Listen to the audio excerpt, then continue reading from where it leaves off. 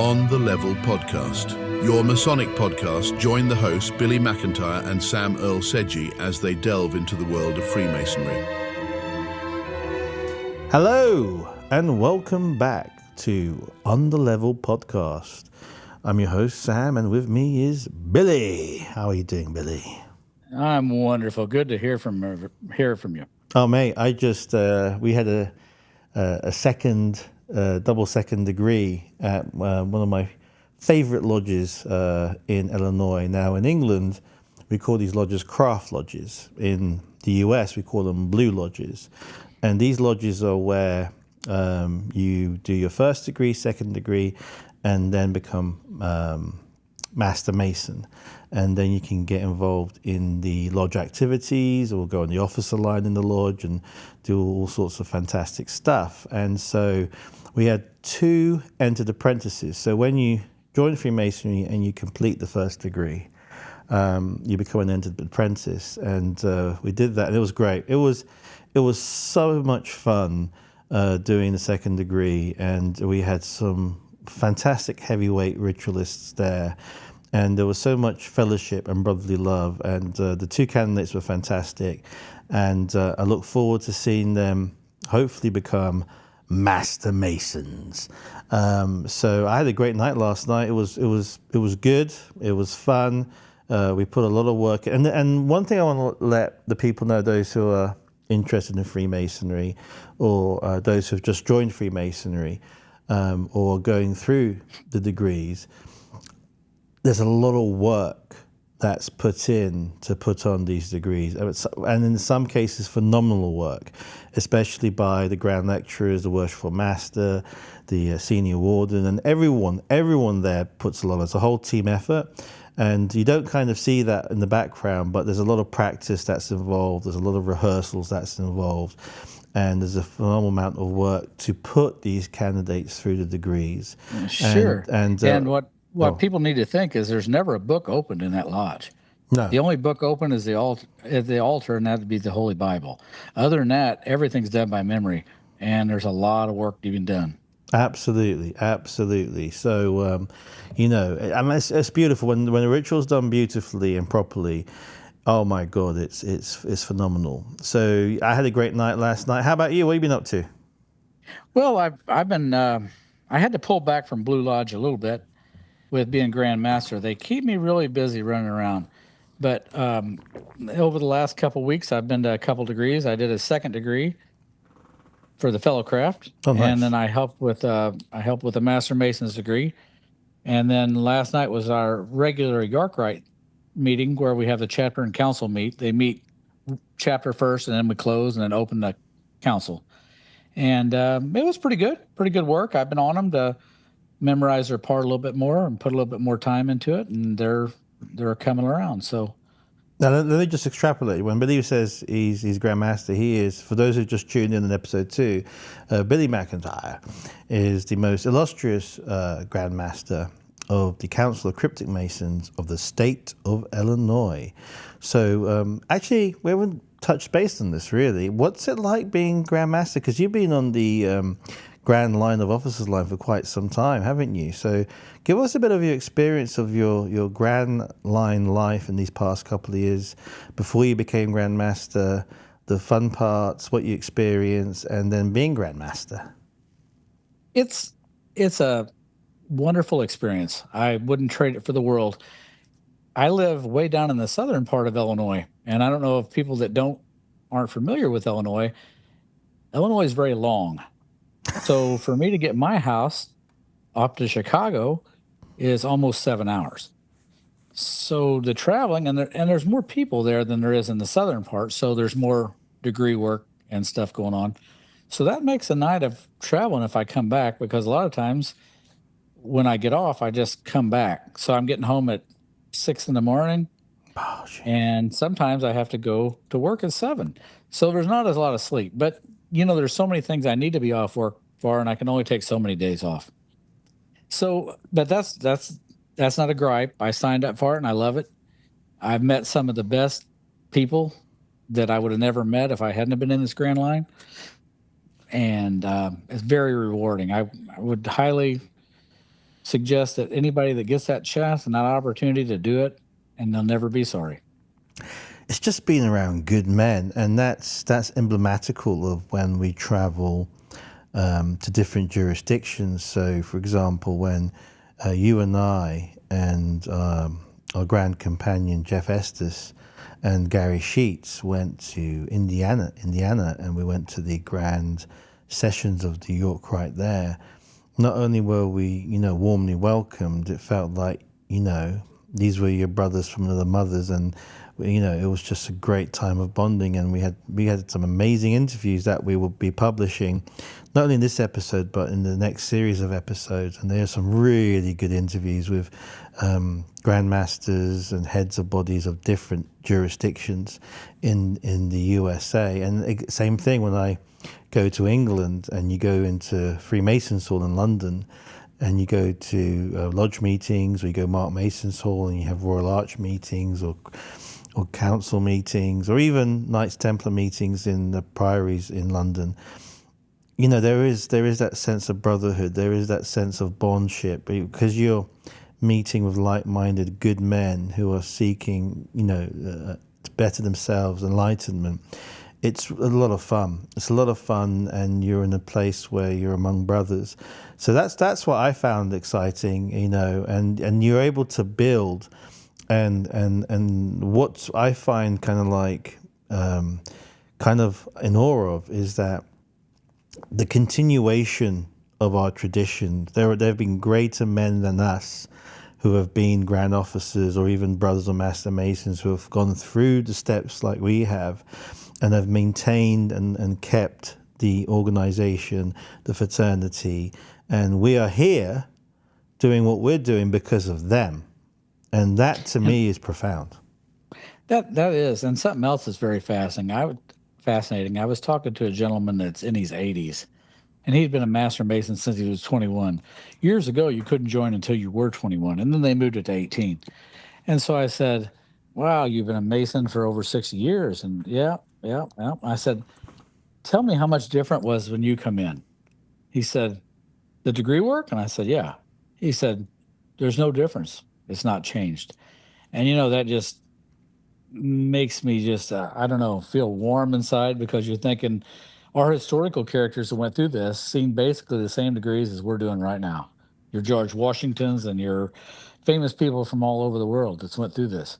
Oh, absolutely. So this is what's really interesting. I've been very fortunate to travel around the world, and I always thought, that the American York Rite knightly order degrees, for example, Knights Templar degrees, had some sort of mutation or divergence, because there's a massive transatlantic.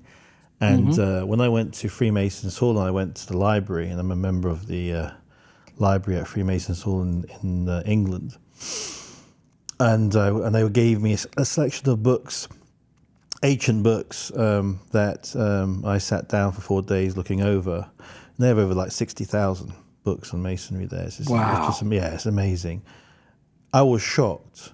I was shocked to see books which are centuries old having verbatim the same stuff that we were doing for like the Order of the Temple, which is when you become a Knights Templar, and the Order of Malta, or the Order of the Red Cross.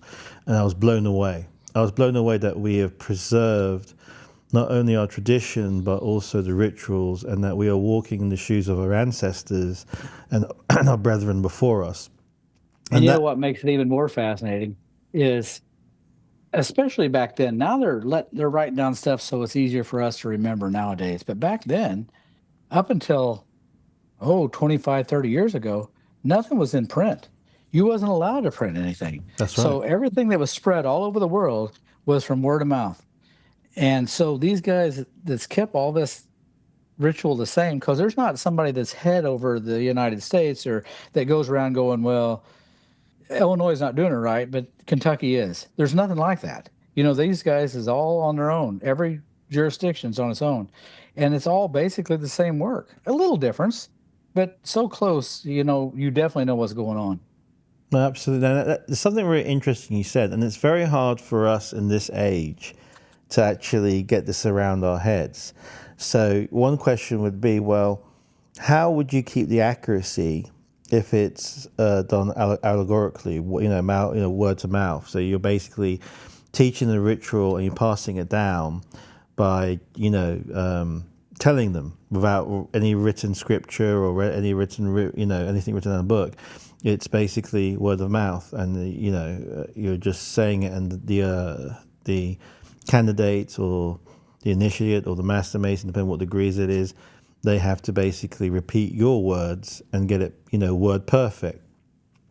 Sounds weird. It sounds kind of so. Well, how is this all accurate? How have you've been able to preserve, the traditions and the rituals for centuries without it being corrupted or mutating and yada yada? Well, I've actually experienced something like this, not in the fraternity, and this is when I was a kid. When I was like 12 years old, 13 years old, and I didn't have much money, and I got into this game called Warhammer, and I was like a 10, 12-year-old boy.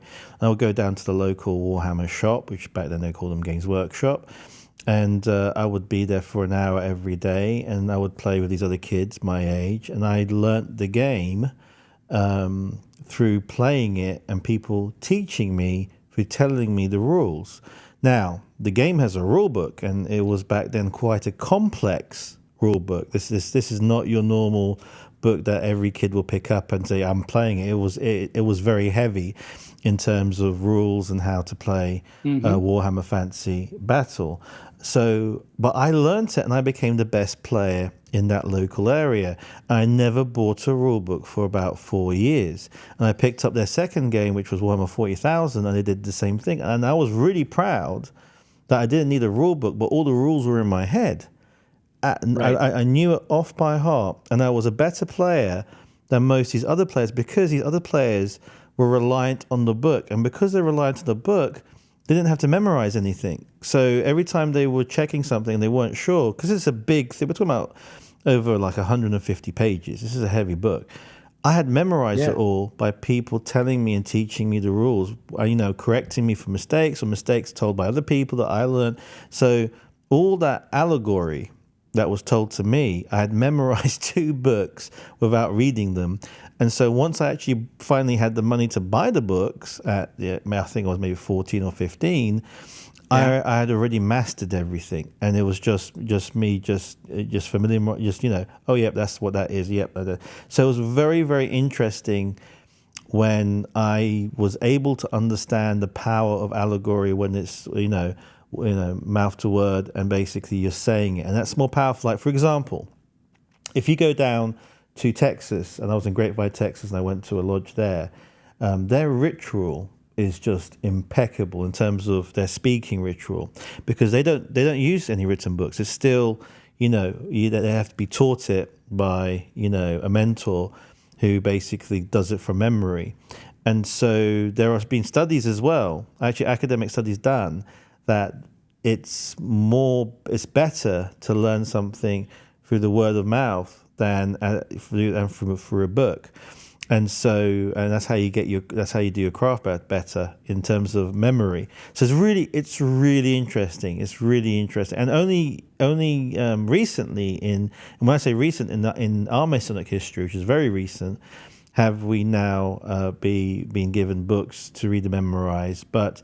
But in lodge, when you're doing ritual, when you're doing degree work, when you are just opening normal, there is no book. You have to do it all from memory, and that's kind of sounds like a tall order, and oh my god, that sounds like a lot of work.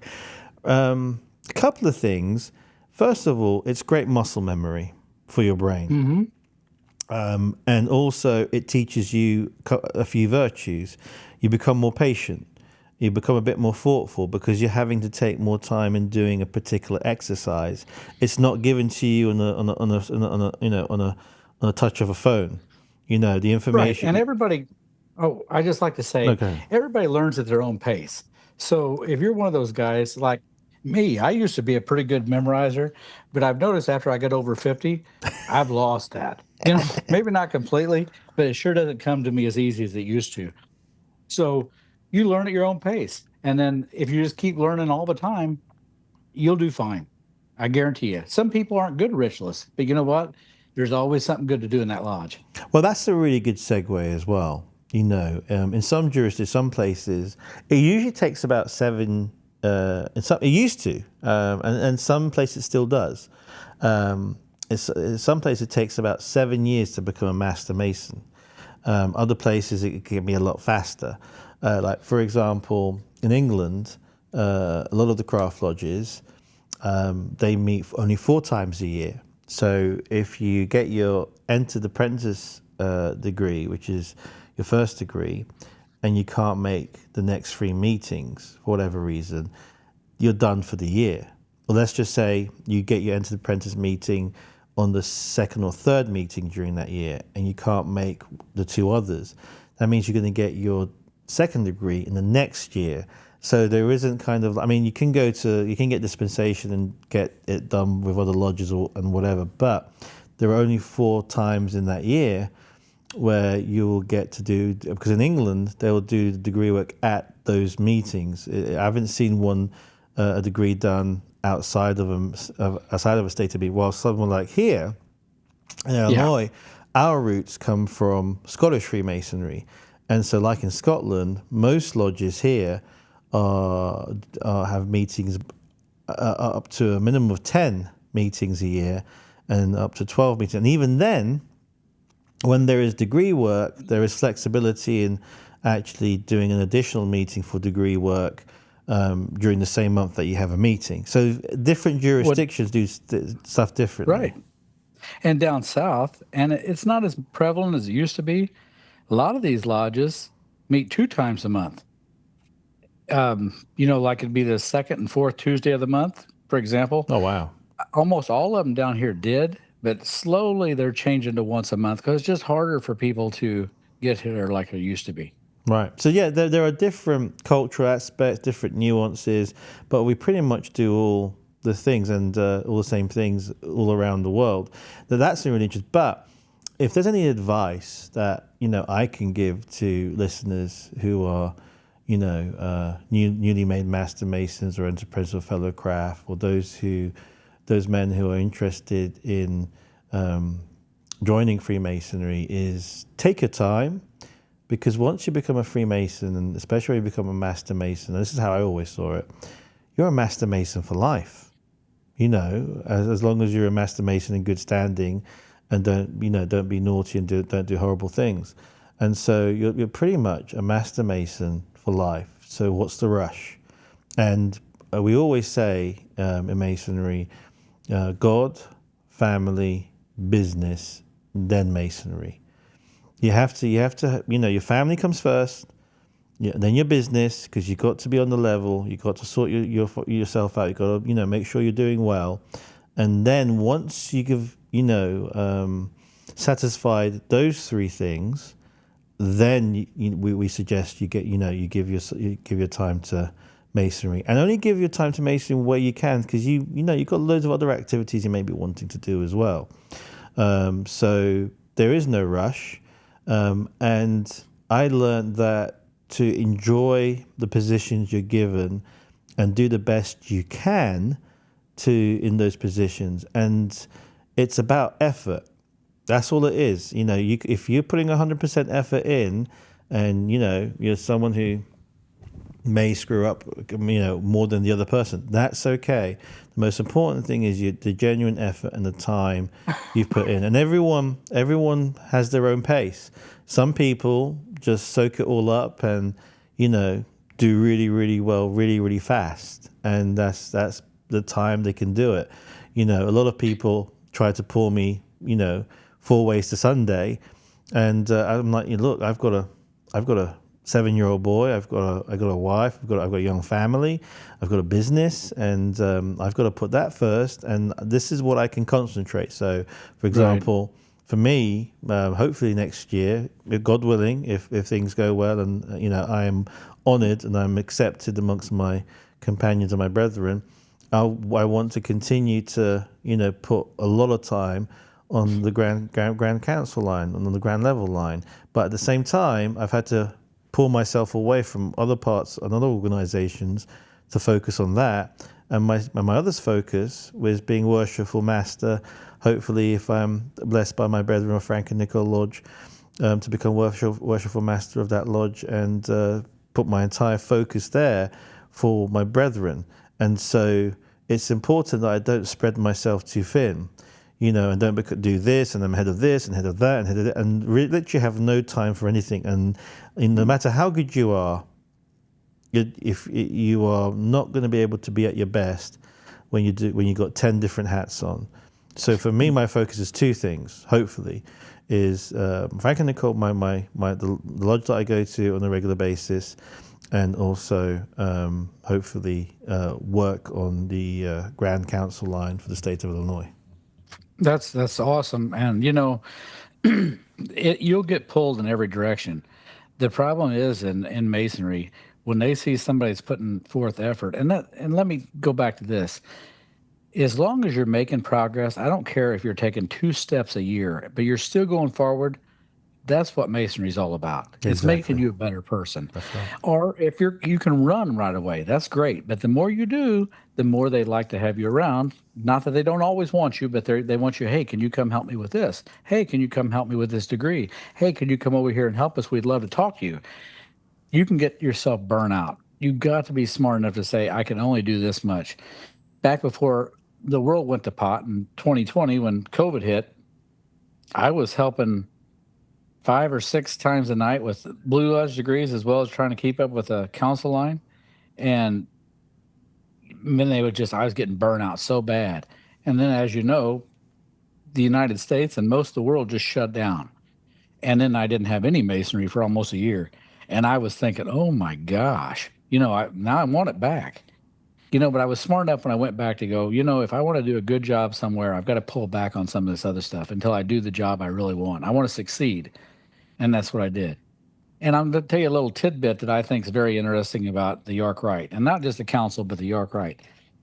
If you see, now I can't verify this 100% because in Masonry, there's a lot of stories about a lot of things, and it's really hard to distinguish the legends from the truth on a lot of things.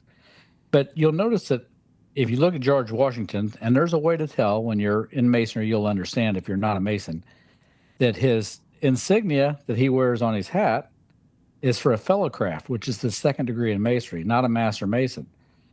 And the reason I was explained, from what I read, that's because he never had the York Rite degrees. And if you're not in the York Rite, you're not a Master Mason, especially in England at that time. So today, if you don't have some of the York Rite degrees, you can't sit in a Master Mason's lodge in England. Is that correct, Sam? So in England, there's kind of like the 4 degrees. You've got the 1st degree, the 2nd degree, and the 3rd degree. So you do have the 3 degrees, and you can become a Master Mason. But then there's the Royal Arch degree as well. And that's part of York Rite, correct? So over there, the Royal Arch and the Craft, so Blue Lodge, Royal Arch Craft, are synonymous together. So, for example, unlike here where there is a separation, so you have, for example, in this jurisdiction in Illinois, you have the Grand Lodge of Illinois, which focuses on the first 3 degrees.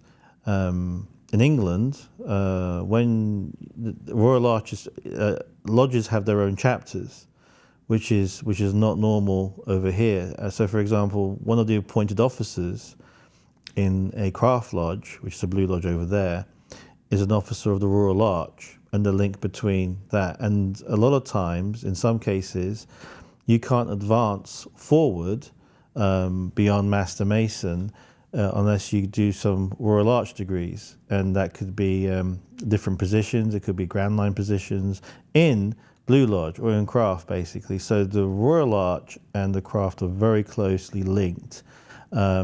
And then everything else is kind of like appending, for example, the council, the Templar degrees, and all of that kind of stuff. So whereas here, you do the 3 degrees, and then you can, after you're Master Mason, if you so wish, you can say, I want to join the York Rite. And to do that, you have to go for Royal Arch first. And then if you want to be a cryptic council Mason, you've got to do the council degrees, and then the knightly order degrees to become a Knights Templar. If you want to go to Scottish Rite and, do all the degrees there and become a 32nd Mason, and the 33rd is an honorary degree that's only given out to a few people a year in the jurisdictions. Or if you want to do Shriners, which is an American pending body, and other things, those are all pending. However, in the United Kingdom back then, it was originally the first 4 degrees.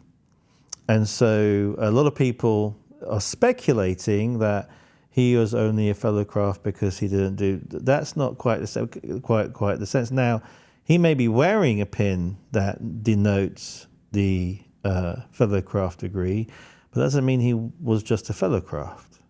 Correct. It could just mean that's what he was wearing during that time, because then the problem of that's happened is there are some jurisdictions in terms of research saying, there were only 2 degrees, the entered apprentice degrees, the fellow craft. There wasn't anything beyond that. But there's a problem with that because we have the diaries, actual diaries, and I spoke in the first episode. If you guys tune back, I talked about the Ashelon Museum in England, where there are the diaries of a brother, 30 years worth, where he mentions like when he was raised as a Master Mason, he did the 3rd degree, and about 20 years later, there's a diary entry where him and about seven Master Masons raised a candidate to the state of a Master Masons, and this was about 50 to 40 years before the formation of the United Grand Lodge of England in 1717. So there is a bit of confusion, and the issue is records kept and records made. You've got to really go into the records. You've got to go to the lodge where George Washington was, and then you got to find out where he was and where he was as a Master Man. But if he was a fellow craft, the way he would wear his apron wouldn't be the way you would see it in the pictures, because a fellow craft wears his apron differently compared to the way a Master Mason wears his apron and the way a entered apprentice wears That's his correct. apron. And actually we have pictures of George Washington wearing his apron as a Master Mason, and that's actually really important. So we actually have evidence that he was most probably a Master Mason. But again, sometimes people see too much into one little symbol that one person was Sure. wearing. And remember, this wasn't a photographic picture. Right. It was painting. It was a painting. And we don't know if that was a blemishment. We don't know if that was something added. Maybe having that symbol was allowed, but having the Master Mason symbol wasn't allowed. Right. Maybe because remember back then, it was even more kind of you don't talk about it. It wasn't public information. A lot of the Catholics would kill you on spot in some places if you're a Master Mason. And with other religious groups, Master Masons would have been, hung and strung. There was a organization in the U.S.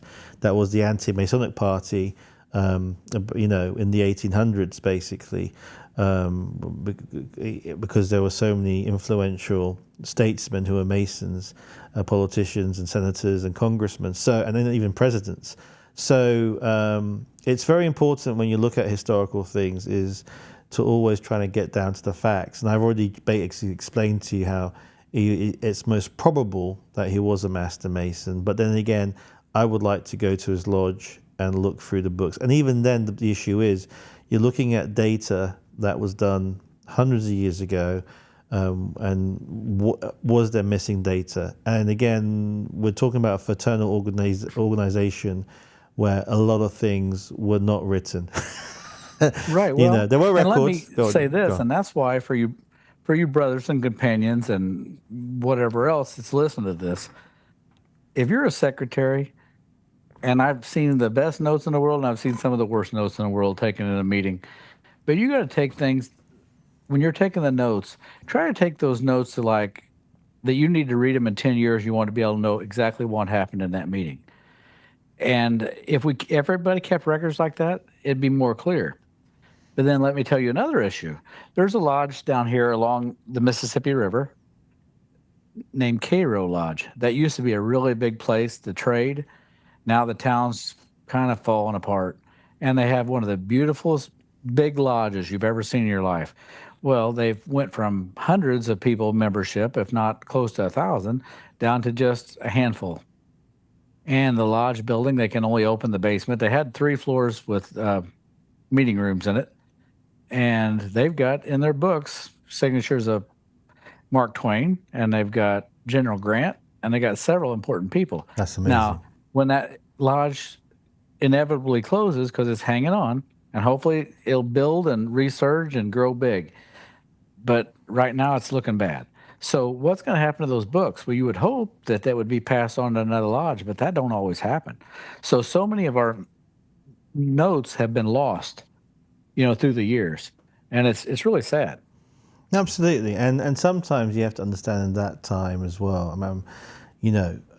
Sometimes record keeping everything could be dangerous, because what if the information went into the wrong hands, and then you had a list of all the Master Masons in the state of Illinois, or in the state of back then, I guess Pennsylvania, Philadelphia, and Washington D.C. And you have to remember that there was that there were extreme religious factions within the Christian churches, and back then there was a lot of volatility in that aspect. Remember the burning of the witches of Salem and all that kind of stuff. So it was an anathema to have men being able to be free and do voting, especially pre 1776 in the US. In England, a lot of those privileges were given to the upper middle class lords and barons and all that the common man. I think it was very later on that they were able to get the vote, basically. But in Masonry, that kind of voting electoral system has been with us since time immemorial, and that in itself was a radical revolutionary act. So anyhow, we've gone past the 30-minute mark of talking, and we've got a lot more to say, but we have some more exciting interviews from our grand brethren from Indiana, particularly the Most Worshipful Grand Master of the state of Indiana, and more grandees in that state and outside of the state. So any last words before we go to the other side? Yeah, I just want to say to everyone, thank you for listening. Please tell your friends, because the more you listen to us, the more we'll do exciting things. And we got the inside scoop to some people in the hierarchy of the Scottish Rite, the northern part, and I know some people in the southern part as well of Scottish Rite, and we can interview them. There's so many things we can do if people listen. So tell your friends. All right, welcome. We're back on the Level Podcast, and we are deeply honored to have the Most Worshipful Grand Master of the state of Indiana, David G. Morgan. David, how are you, sir? I'm doing great. Thank you so much for having me this afternoon. Absolutely. It's all our pleasure. Thank you. And if you don't mind, we'd ask you a couple questions, and you can just give us your opinion on that. We'd like to ask you, where did you start to become a Grand Master, and what would you ask a new Mason or tell a new Mason that would maybe be aspiring to be something?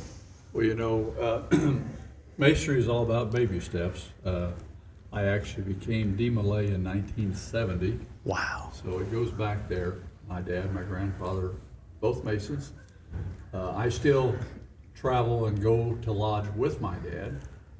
Dad will be 95 in June. Wow. And he very much enjoys going to lodge. And so from my DeMolay roots, and that's why I think it's so important that our youth groups, both Job's Daughters, Rainbow, the DeMolay, that it's a feeder system really into Freemasonry. That's right. So you got kind of a legacy from your family. Apparently so, yes. And like I said, my son is also a Mason. So how many years have you been a Mason? Well, this is year 51. Wow, That's incredible. That's a great, Wonderful. So 50, it's a big deal in Freemasonry once you hit that 50-year mark, and you get a nice certificate. You and a know, nice there is a problem with getting 50 years of masonry. Go on. You have to be old to get it. Okay, could you tell me what you think your most successful program would be that you have in the state of Indiana? Well, you know, we've really tried to emphasize this year of getting back to the foundations and basics of Freemasonry. And one of those for me has always been those personal relationships that we build within our fraternity. Absolutely. And we do that at the local level.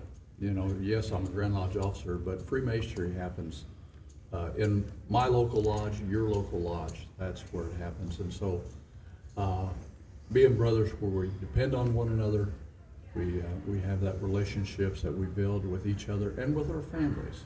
I think it's really important. What would you see, you know, you've been around the block several times, let's just say, what would you say is unique about Indiana Freemasonry that is close to your heart, that you're kind of proud of?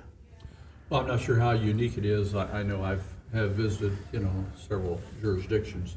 But, you know, as you travel, you find out the diversity of a state. That's right. You know, you travel, you have the metropolitan areas where, you know, there's perhaps degrees every night somewhere, or like myself being from a very rural community, you know, you have to seek it out and you have to drive some distance to get there. Just like Billy. But, yeah, but it's, you know, we're near the same area, we're just in different states.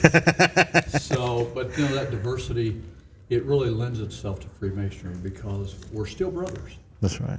And it's pretty cool. Well, Indiana has the same problem as Illinois. It might not be so wide, but it's certainly long. It is long, and I'm kind of like you, Billy. My home is at the very southern part of the state, Right. So I have plenty of opportunities to find my way north. Yeah, I drive about six and a half hours. I've had some good companions with me this road with me, and you learn who you are when you drive 6.5 hours. You really do, and I appreciate the work you guys do with podcasts, because many times when I'm traveling alone, my only companion is a podcast. Right. And so I really do appreciate the fact that, you know, we can take that time to educate ourselves. It passes the time, keeps me alert, keeps me out of the ditches, and I appreciate, you know, what you do with podcasts. Well, the reason we decided to start this, we find that the younger people aren't joining anything like they used to. And we're hoping that if they see what we have to offer, maybe they'll see something in this that they'll think that, you know, I want to be a part of that. And that's what we're really hoping for. I think you're right on that. We have a couple of brothers in Indiana that have a podcast in southern Indiana, and it's called That Other Masonic Podcast. I actually listen to them. Well, those guys are probably about, 45 minutes from me. And so, same reason, you know, it's getting that word out, that visibility through hearing. I know that sounds like a paradox, but that's what it is. That we get the word out on Freemasonry to young men to know, you know, what we represent. Well, and what I've found is Masonry seems to be caught in a different time. And if we don't learn to update ourselves, we're not going to get the younger generation in. No, you're right. And one of the things that proves that point, you know, here in Indiana, we have what's called an Internet Inquiry Committee. Oh. We have on our website an opportunity for people, young men, old men, whoever has an interest in Freemasonry, they can express that interest, and it comes in through what we call an Internet Inquiry Committee. Oh, wow. And we receive 3 to 6 inquiries every day here Wow. in Indiana. And in those inquiries, they have their name, a lodge if they know they would like to be interested in joining that's in their locale, and then they put something on about themselves. And I have been truly amazed at the number of men that put on there the legacy. You know, my grandfather was a Mason, my great uncle was a Mason, and he was always such a great guy. And apparently sometimes it has skipped a generation. Right, These absolutely. younger guys are coming in, and that's something I want. Well, there was a lot of so prior COVID, World War II had the biggest male casualties, and a lot of them were Masons. A lot of Masons were wiped out in the Second World War because it was the Freemasons that would usually be the first to draft up, stand for their country, defend their country, stand for the flag. And so many uncles, many nephews that were supposed to be are no longer here, and so there has been a few skips. And you yourself, your father and your grandfather was a Freemason, and here you are now as the Most Worshipful Grand Master of the state of Illinois. Indiana. I keep saying the state of Indiana. Don't worry, we'll edit that part out. We'll say Indiana, and that must be a great honor for you. Your dad must be really proud of you. I think he is, and you made a good point there. World War II, the men that came back, suddenly they were thrust out into a society where they no longer had a brotherhood. And so what we find is, looking back in those numbers, they came in droves. Exactly. Those men returning from war, looking for that brotherhood that they no longer had. And I think we still see that today. Yes. We Yes. really do. Men coming back, that served at Vietnam, Afghanistan, Iraq. Men who served, looking for that fellowship. Looking for that. And you'll see a brotherhood. lot of, and I've seen a lot of my friends. I'm a veteran. A lot of my veteran friends, basically, this is a great place with everything that we do and our traditions and our rituals. It's a great meant for those who've served to be part of something now and be part of something greater than ourselves and be able to experience the Blue Lodges, as we call it in America. In England, Right. they call them the Craft Lodges, and then be part of the appending bodies. What modicum of wisdom would you give to our fellow brethren around the world, Master Masons who are listening in, and also the public, men who are searching for further light, further enlightenment, and just be a better man? Yeah, and I think you made a really good point in that, Freemasonry is global. And one of my themes this year has been, I've got a lapel pin here that states it says, be the light. And, 3 times we have found ourselves, as we went into Freemasonry, approaching an altar, and 3 times we were asked a question.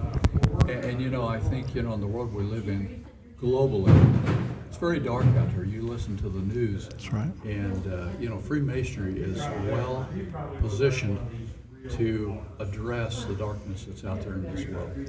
For me to go out there and be the light. Well said. Well, I always say, as the grand historian, we are the bulwark against the darkness, and we just gotta keep that waning light flickering as much as we can. And sometimes I always feel like we are rebuilding the second temple, because life is a cycle. There's a collapse, there's a rebuild, and it's been a great honor to have the Most Worshipful Grand Master of Indiana, David wonderful. Morgan. And I think there's people out there looking for light. They don't even know what they're looking for, but they're looking for something, and Masonry might be that. It might be exactly what they need. When I defined about that internet inquiry, that's what we're seeing.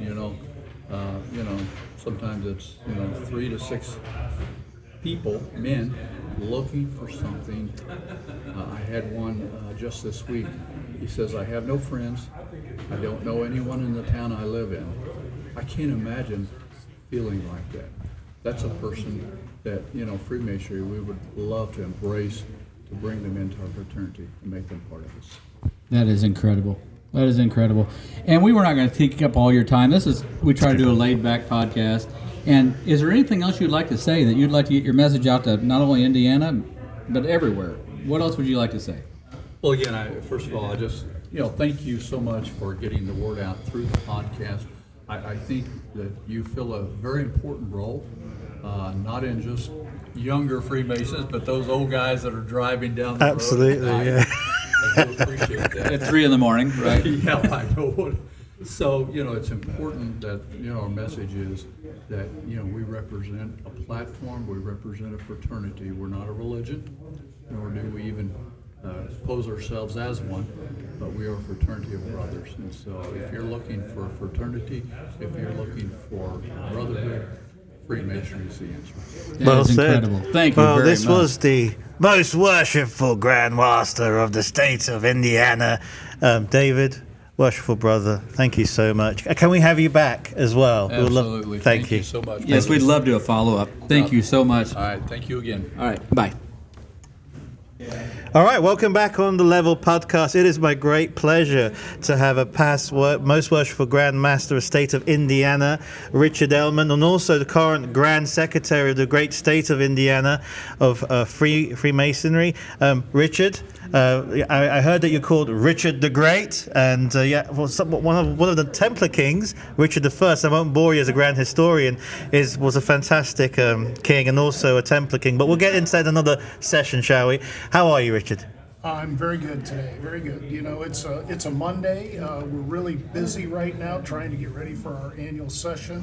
So the fact that I'm here makes it even a little bit tougher because I'm not actually doing the work to prepare for our annual Sessions. meeting coming up in May. So, Well, thank you for giving us a little bit of time because I think that the listeners would love to hear what you have to say. well, looking forward to it. Yeah, go ahead, fire away. So, question: as the Grand Secretary, you deal with many secretarian lodges. Give us a preview. What has been the highlights this year in the great state of Indiana? Yeah, we do live in Indiana. Yes. And I do get to serve the Freemasons of Indiana as the Grand Secretary. Highlights, I would say, this year is the fact that our Grand Master has really tried to bring everybody back into the fold of Freemasonry, to get them to realize what it means to be a Freemason and how to spread the joy, the brotherhood of Freemasonry, which sometimes, you know, we get off on these tangents of things, and guys really forget about why we're here. I think you're really right. We were last night with some other past illustrious Grand Masters of different states, and there's a lot of things to get into in Freemasonry, whether it's ritual or whatever it's setting up different events. But really, what it is about the fellowship. What binds us is winning the hearts of men, as opposed to ruling with the iron rod, basically. And what was really interesting in this sessions was the comment that the current worshipful brother, the Grand Master of State of Indiana, David, he basically, with the York Rite bodies, they were in white tuxedos, and there was the unity and the great memory, the past, he's now the past most worshipful, most illustrious Grand Master, was his time spent with the other heads of the bodies, particularly with David and yourself. So what would if you had any bits of wisdom, nuggets of wisdom that you want to share with Freemasons around the world, those listening in from different parts of the world and the public, what parts of wisdom would you give to men who are encouraged to join Freemasonry or are Master Masons? I think, the beautiful part about Freemasonry is what you mentioned, which is all the different things that you can do. But I think Freemasonry really comes down to the individual. And how do we, Well said. as Freemasons, train each other to be better men? Okay, and by doing so, when we go out into the community, people notice that there's something a little bit different about us. I've said that many times as when I was serving as Grand Master. I said, I didn't know much about Freemasonry. I didn't even know my dad was a Freemason. Oh, wow. Okay. So, and then when I found out, and then when I became a Freemason, I seen all these people that were his friends, that were Freemasons, and I thought about, they treated me different than people who weren't Freemasons. They had more time for me, they had more patience for me, they had more willingness to teach me things. And as we go out into the world and we meet and greet people, that's the difference that we make, because there's something different about the way that you treated that person. That's right. Well, I'd like to say that I'm a people person. And I always thought I had good friends until I got into Masonry. And when I got deep enough into Masonry, I found I had a whole different group of friends that would actually do anything for me. Instead of being the guy that would always come through for them, now I had a whole group of friends that would do anything for me just like I would for them. It's a different world. You just don't realize. And the next part of that is, I've said many times, is that you are always somebody's hero. And so if you can continue to act like a Freemason, live those virtues, spread the cement of brotherly love and affection, then there's always going to be somebody that says, I want to be like him. And that's what I have learned in Freemasonry. I've been a lot of places, I've been around the world, and so that's the thing that people look for most. And you know, the key is no matter where you go, if you can find a Freemason, you have a friend. You know what? That's so true. I mean, I was just in China for 4 months, and Freemasonry's banned, and I've been in many countries where that's been the case. And you know, I just see all these fantastic young men who are missing all of these opportunities of brotherhood, who want this fraternity. And as men become more succumbed to technology and the phone and the flipping of the videos and sitting in the basement, what's really interesting in this generation is they are actually seeking fellowship, basically, and that's something that we can give. One question that I missed: how long have you been a Mason for? I've been a Mason since September of 1987, so whatever that adds up to. Okay. Yeah, it's been a while. Yeah, it's been a while. Near 40 years in about 2 years. Yeah, that's going to be good. Yeah. So, what do you feel like your year as Grand Master? What do you feel like your best quality and what you did the best was that year? I think communication. I think we did a lot of things to communicate to the craft that there was more to Freemasonry than ritual, and that it was up to each and every one of us individually to get out and spread the word. Without each individual doing that, you know, there wouldn't be success. But you have to be careful on how you define success. That's correct. Okay, success is measured one man at a time. Well said. And our senior Grand Warden does a really good job of explaining that, you know, John Bridegroom. And so when he does that, he really emphasizes the fact that we do this one man at a time. And that's something I think we need to, in Illinois at least, I can't speak for Indiana, but we need to remind our brothers, especially the ones that are great at ritual, don't look on down on somebody that's not good, because they might be wonderful at something that we have no idea about. Yeah.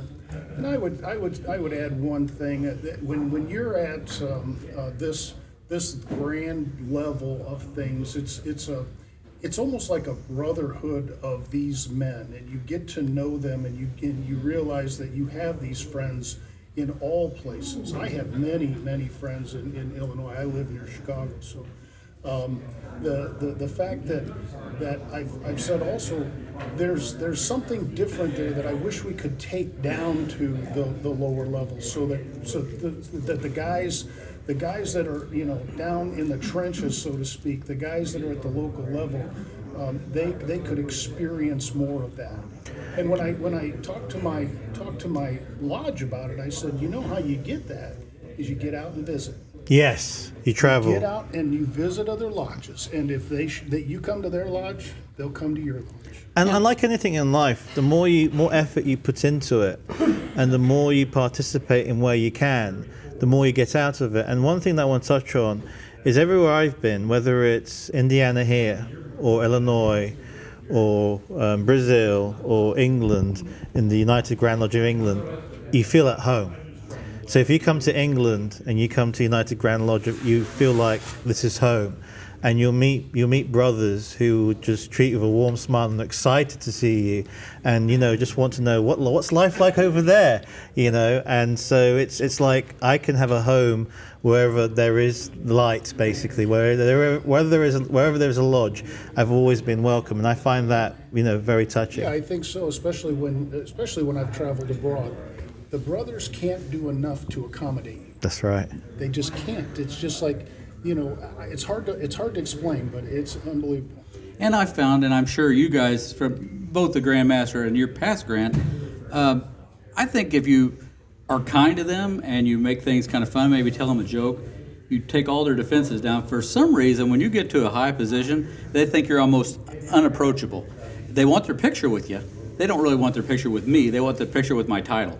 But other than that, they're thinking like, oh no, I can't talk to him. And so if you let get their guard down, you really get a lot out of that. Well, I think our Grand Master will attest to the fact that I do the best I can to be the most humble guy out there. And you can come and talk to me. You can call me. Everybody has my cell phone number. Call me, talk to me, ask me a question. There's nothing, no question you can't ask me. Just I want to serve you. That's always been my job. That's always what I've strived to do ever since I've been involved in Freemasonry. Well, That's Richard, incredible. Richard the Great. I would love to sit down and talk to you about some of our kings, basically, especially my favorite, Richard I. He was a nutter. There's one battle. I'll be real quick because we're rounding up.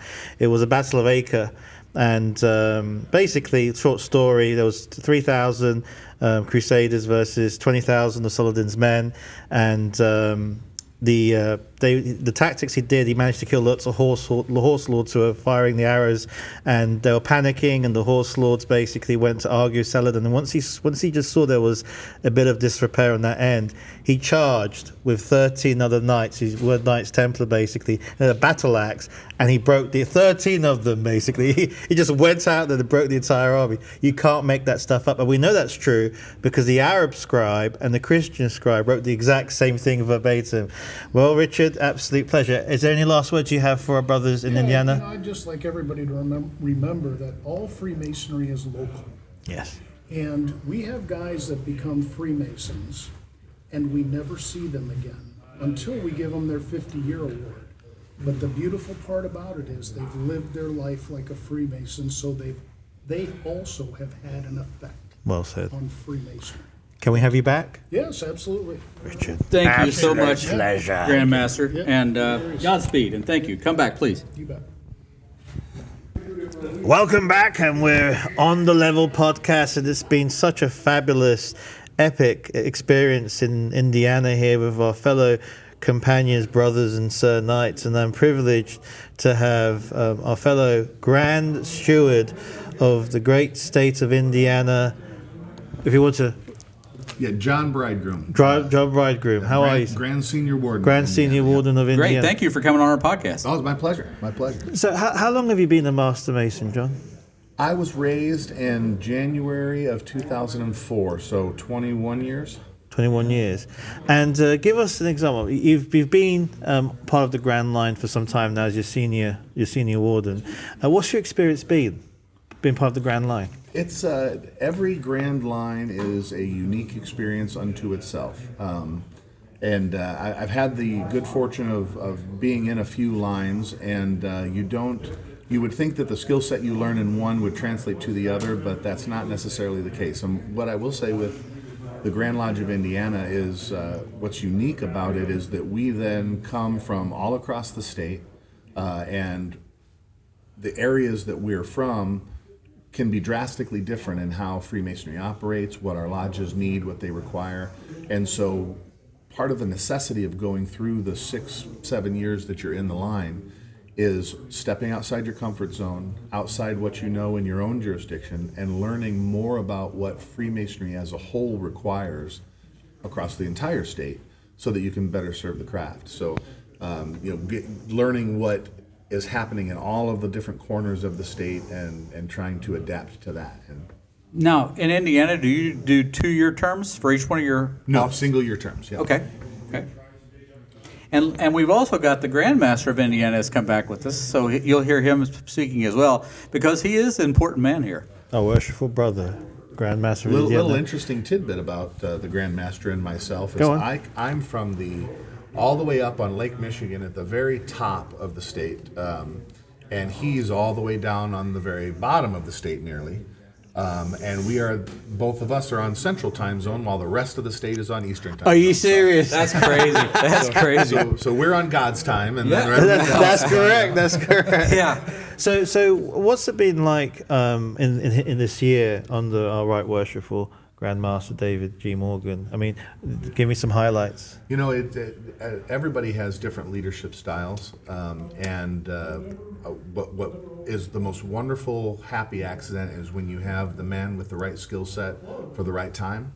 I'm a big fan of David's, and I'm not just saying that because he's sitting here next to me. I'm sure you're not. He is an incredibly competent and skilled leader. quiet in demeanor. He's got a lot of fortitude to do what needs to be done. He does it in the right way. He's considerate. He looks at things from all angles before he makes a decision. And that sort of even-tempered leadership style is an inspiration for those of us who are going through the line, because this job is on a scale that it's difficult to understand until you're in it. And so seeing somebody who can manage all of the things that are thrown at a Grand Master with the kind of composure that David has had shows that it can be done, and I think that has been inspiring to me in particular, but I'm sure to all of the line. And this question is for both of you, but especially the Grand Master, because I don't even pretend like my job is a quarter of what a Grand Master's line is, but I'll know, I thought coming through the whole line that 1 year is enough until you get to be Grand Master, and you realize of the 1,000 things I wanted to do, I haven't even done a tenth of them. I mean, there's not enough time. And I'm sure the Grand Master could attest to that. Yeah, that's right, Billy. When you look at the time commitment, I remember 6 years ago when I was asked a question about, going through the line. Because it doesn't only affect me, it affects my wife as well. And so, that was a decision we made jointly.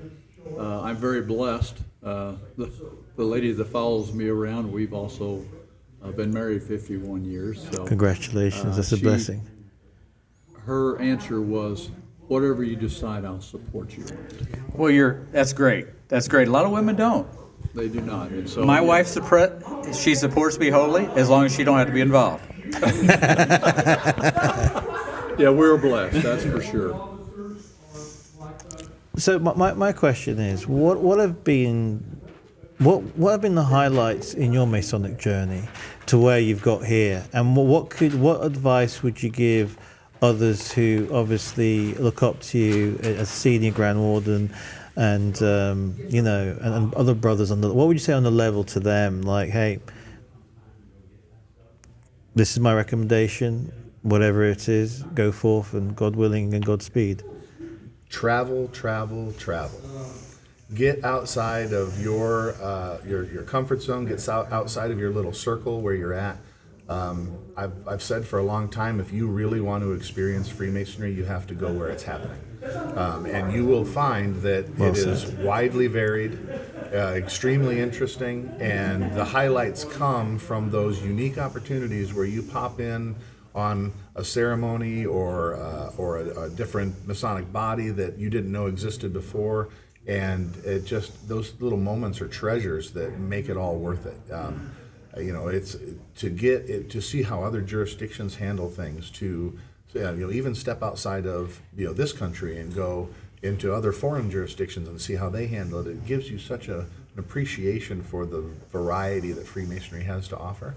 And for me, the highlights have always been the people that I've met and the places that I've gone, just in my everyday travels, doing that sort of thing. So. Well, the questions I like to ask, and I'd like to ask both of you this question as well, because I discovered this when I got in this Grand Line, and I didn't know I had it before. But the more I travel, the more I realize that I love Masonry so much. The more I go, even if it's in my own state, the 6 hours, or if I'm going to Indiana, I wouldn't have known any of you guys if I hadn't joined Freemasonry. That was my first step. And now I got friends. I think of you guys as my friends and my brothers because you're a Mason. And I know that if I needed you, you'd be there for me, and I would be there for each of you. Yeah. And the other thing is that there's challenges everywhere you go. What you find when you travel is that those challenges are not unique to you, which makes them more bearable. When you see, I've been to this jurisdiction and they're having the same difficulties we're having, we can get through this. We're gonna figure it out by working together. That's been one of the things that has made this easier as you go through it, is recognizing that these challenges are not unique to me. It doesn't mean that the area that I'm in sucks. It just means that we've got some things to deal with, and they've got it over there too. So we'll be okay. And what's really interesting is different places in different geographies, whether in Indiana or Illinois or in England or elsewhere. There are some places that are doing really well, but they've all been through the destruction of the first temple and then the rebuilding of the second temple, and we're constantly going through this cycle of rebuilding. And just where in that cycle are you? And sometimes you just have to remind yourself, it's like, okay, we're right at the back of the start of the scrap. We got to start the layers up.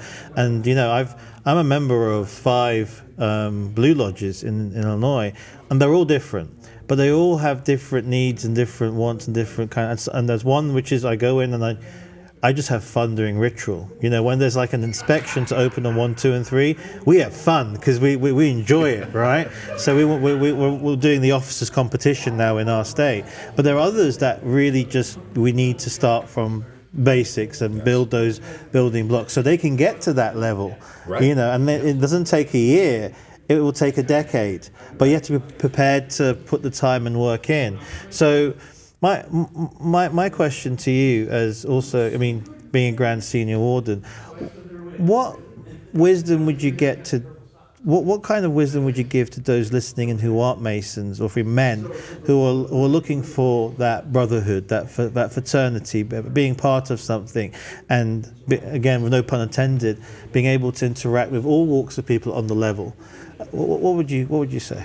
In a lot of ways, I think that it's just a matter of perspective. Obviously, the principles of Freemasonry, what we inculcate within our lodges, are as relevant today as they ever were. This world will always need the kinds of tolerance and brotherhood and fellowship and charity that we offer. And so the reason I say it's about perspective is because if instead of coming into say you come to your lodge and you decide you want to join, but you realize they're struggling. They got a building that's on the latter half of its life, or they're struggling for money. That's not a failing lodge. That's an opportunity to make it your own, right? So to tell a guy, look, if you come in here, you can make this lodge what you can dream it to be. Sky's the limit. You know, there's lots of lodges that are very well established and are doing what they do very well, and if you join that lodge, you might struggle to have a voice. You can be a man sitting on the sidelines or take part in ritual, but it's already on its path because the leadership is strong. But if you come somewhere where those things are lackluster, that's an opportunity to make it what you want it to be. And so for a man who's looking for a place to find some fellowship and to experience what principles might make him a better man and improve his life, Freemasonry is where it's at. I mean, that's a great place to be. But don't come in and get discouraged. Come in and make it what you want it to be. What I'd like to say to build on that, because I think that's wonderful, for people that aren't Masons, if you come in, you're going to come and get the exact same ritual that every man in that building's had. Not only that, but their forefathers. Since the beginning, we're doing the same ritual with a few tweaks here and there. Sure. But basically, it's the same thing. If a man from 300 years ago would listen to that ritual, it'd be basically what they heard when they come through. Absolutely, absolutely. And that's part of the beauty of Freemasonry, is that it operates on so many levels. You know, you might be someone who growing up in school didn't have a lot of friends and didn't connect with people, and when you join a lodge, you suddenly meet 10 guys you wouldn't have normally met. They become friends, and now you can go out on one night a week and have a really good time. On a social level, you've improved that man's life tremendously, and that's only on the socialization part of it. If you look at the history, if you like looking at the history of things, we've got a rich and storied history that stretches to the beginning of this country and well back into the European countries. That's right. So there's just a vast amounts of things that you can spend your time learning and educating yourself about when it comes to the history of things. If you want to dive in a little bit deeper to the philosophical side of things and look at what our actual ritual and our teachings tell us, there are just the depths of the philosophical teachings that we have are boundless, you know. Even in what in England we call them craft lodges, here we call them Blue Lodge. Even in the ritual, I say craft lodge. You say okay, perfect. Go to craft lodges. The ritual's profound. Or once you understand the words, and once you relate it to the different positions, and then you take more reverence. And when you were explaining the worshipful brother, the Grand Master of the state of Illinois, David, you were actually explaining great Masonic principles there of what it means to be a man and a Mason. Well, I'd like to talk to the Grand Master David that is from Indiana that's sitting here with us, and I would like to say I did say Indiana, didn't I? you did say Illinois. Oh, did I again? But that's okay. I You know, he saying- knew who you were I will talking edit about. that. Go. I wink. Anyways, go. Indiana. Sorry. Well, the Grand Master of Illinois, his name is David. David Lynch. Yeah, yes, so we know see, David. We yeah. were just giving him a nod. Yeah. Yes. Well, I think, we're talking about, the solidarity of ritual. And, societal changes have always been with us. They currently are with us, and they will always be. Societal change. Our ritual, for the most part, has not changed. That's right. And we base it upon a book of law, which each of us took an obligation on. Well said. Another thing that doesn't change. And so it's this unchanging ritual, it's this unchanging book of law that solidifies our stance as Freemasons in a society that is changing and will always change. And I'd like to ask the Grand Master, you've been a Master Mason way longer than I have, but I've seen the ritual a lot because I've helped with a lot of rituals, especially at the Blue Lodge, Craft Lodge, whichever you will. No matter how many times I hear that ritual, I'll pick out something that I'm thinking, maybe it hits me a little different, maybe I've missed it, but I think, oh, that means that. And I might have thought a year ago it meant something different, but it means something different in my heart at this point. And Yeah, it hits you in your time of life sometimes. Well the said. point you are. And I always tell the story, again, my dad and I attend lodge sometimes together, and he'll be 95 in June. That's amazing. And we'll get back in the car, and he'll look over at me, and he'll say, Dave, wasn't that rich? Talking about the ritual. And so, it transcends time. And, we're here interviewing, our senior Grand Warden, John Bridegroom. John is a wonderful young man, and I can say that because, in age, we are completely varied. And the joke about it is, John saw my Masonic plate on my car, and it had 1974 on it, which is the year I became a Master Mason. And John says, well, I didn't know you were going to commemorate my birth year. oh no. All right. That's like rubbing it in salt right there in the wound. But, the thing is, it doesn't matter the age differences. We are such great brothers. John has been just a bright spot in our line. I'm looking forward to great things as he advances forward. And so, when we take in that new Master Mason in our lodge, what will they become? Well said. And what I'd like to touch on Well right said. before we give up, and both of you maybe can comment on that, as Grand Master, and no disrespect intended, the newest Mason is actually equal to the Grand Master. And people don't, you look up to that Grand Master because he has done so much, but you're actually on the same level. We're all on the level. And quite frankly, that bothers me sometimes when I go into lodges as a Grand Master and the nerves hit the guy in the east and all around the lodge. And I'm thinking, no, I'm a Mason on the level. That's all I want to be. But because of the office, sometimes it brings the nerves in. And quite frankly, I can't wait to be able to go into lodge, not being the Grand Master again, and not seeing that nervousness kick in. And that happens everybody you're in. Well, it's the respect of the office Correct. and the many Grand Masters before you and now, and it's been a second privilege to be with the Grand Master State of Indiana, David. It's been a bond, and I can't wait to have you back again. And for me as a historian, I'm geeking out, because for me this is history, right? Yeah. And Sir John, I would love to have you back on, and we'll love to see your progression through the years. As this is historically going to be recorded and archived, it'll be nice to record you year by year and basically see that progression and see where you're at. And so for fellow Indiana men who are to be Masons or to become Masons, if so they wish and if so they progress, and and for those Master Masons who are just listening in and may want to travel to Indiana and see what Indiana Freemasonry and what is I'd like to say is that, God willing, if people want to listen to this podcast, the more they want, we'd love to travel back here and not only come with you, but also see what the Grand Master's learned as he's got out of that position and how that's changed. Well, you've got an amazing story. Dee Malay, Master Mason, your father, who's, God willing, God bless us, is with us still today, and is attending lodge, which is fantastic. Yeah. Your grandfather, and it's many of my dreams for my son to become, if he wants, and have that lineage. And we were talking previously about the lost link and World War II, so there's a lot more to discuss in the more of a historical context. But for now, we want to thank you graciously for having us do this. It's been a great honor, and I'm just buzzing, and I can't wait to come back. This is great. We just got to keep coming back, guys.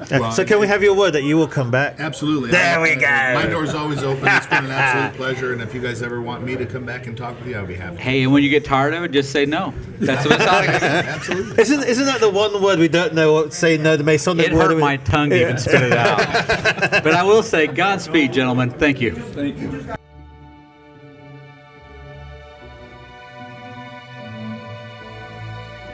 Thank you for listening to On the Level Podcast, your Masonic podcast. When you are ready, duly and truly prepared, you can always knock on the door.